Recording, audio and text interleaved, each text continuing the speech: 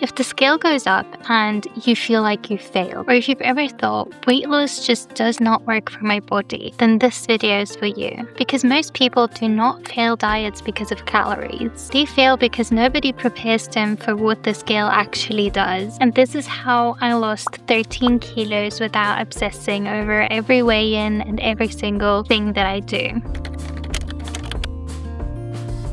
So usually what we've been taught our whole lives is that when you're in a deficit, when you're eating less, the scale should reward us and show results immediately. So we expect it to go down in a straight line, to behave daily, and to confirm that we're doing everything right. I used to step on the scale every morning, almost holding my breath. And if the number was up, my whole day felt ruined. I felt horrible about the day before, even though I didn't feel like that the moment before I stepped on the scale. I thought that the day before I did everything right, but then the scale was up and it's kind of like, oh, maybe I didn't do everything right. And you just start to feel guilty and the whole day is ruined, basically. So when the scale doesn't behave, people don't just feel disappointed. They panic. And panic leads to cutting more calories, skipping meals, or giving up completely. And that's exactly where the cycle of constantly gaining and losing weight actually starts.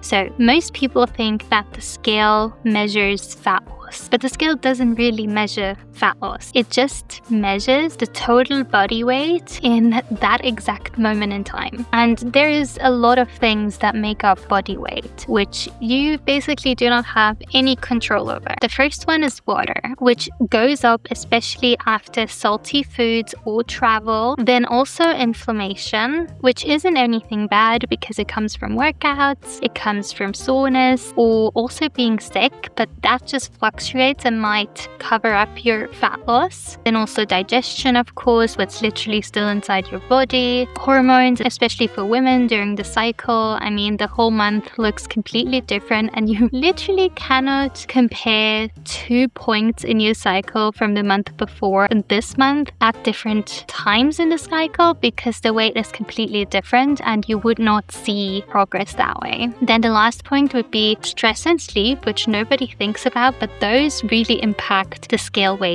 as well. So the scale basically is not a fat loss detector. It's a stress and fluid detector. So you actually could be losing the fat, but not even seeing progress on the scale. The scale could be going up at the same time. Like both things can be true.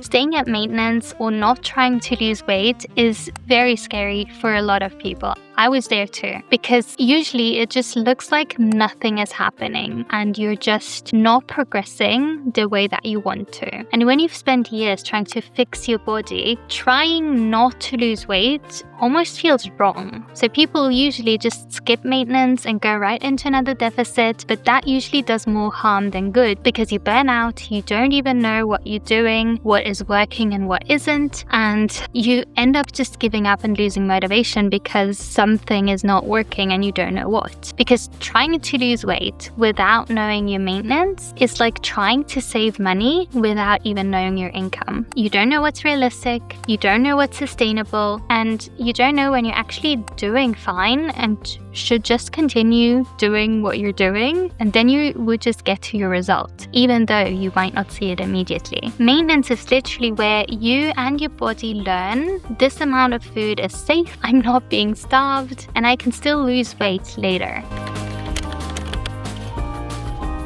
And this is also why most people don't fail because they can't diet. They fail because they started dieting before they've learned how to stay grounded in themselves when things do not go to plan. So before even going into fat loss, you need to learn how to eat consistently, tolerate normal fluctuations in your body weight, and also how to not emotionally react to any number that you might see on the scale. Those are 3 things that if you do not learn them while you're on a fat loss journey, while you're at maintenance while you're figuring all this out, there's going to come a point where you might sabotage yourself, you might give up because you feel like there's no progress that is happening or that you've been doing something wrong, when instead you would just have to push through. Pushing through would not mean doing anything unsustainable, it would just mean continue doing what you're doing and you'll get there. But if like one high weigh-in makes you want to quit or go extreme, you're not ready for a deficit just yet. And that's not a failure, it just means that you have to stay at maintenance a bit and work on being okay with that. Because dieting on top of having all of those things working against you will just make it worse.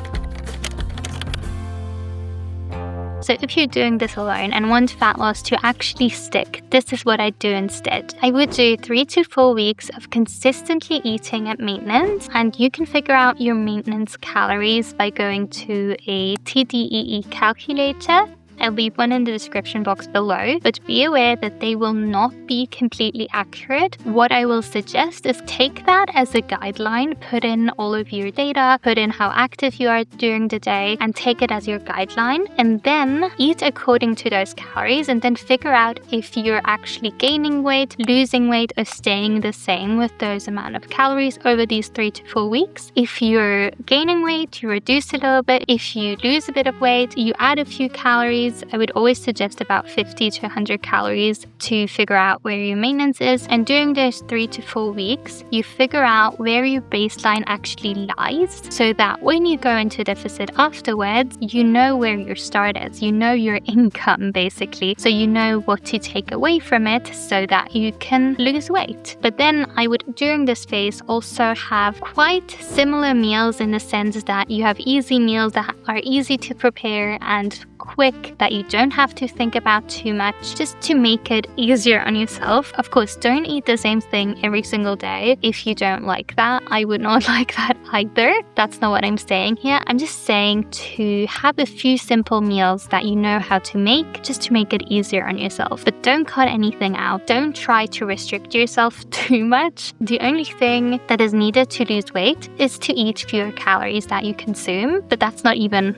the phase that we're in right now. This is maintenance. This is just staying the same. Then when you're doing all of this, counting the calories, tracking, this is all with the intention of not losing weight and just staying the same. So also rewiring that in your brain while you're doing this and being okay with the fact that you're not going to lose weight right now. The more you come to terms with the fact that you're not losing weight right now, that you're not always going to lose weight when you're trying to lose weight, and that's going to be a slow process, the better you're going to be able to stick to it in the long run. And then also, when you do weigh-ins, you can do them daily because at least you have data, but do not evaluate them daily. I would only look at weekly averages, and the first trend that I would take is after 3 to 4 weeks, honestly, and figure out how the trend is going. If you're staying the same, that's great. Maintenance is going well, and otherwise you adjust a little bit. Then during this phase, I would also highly recommend that you redefine your idea of success, because success here is not the scale going down. Success is not reacting to all of the fluctuations that you're going to see and not changing the plan, sticking to it and trusting that you're going to be able to do this. And also, honestly, one of the most important things, not spiraling after one bad day, because honestly, one bad day does not ruin everything. It's when you make the bad day mean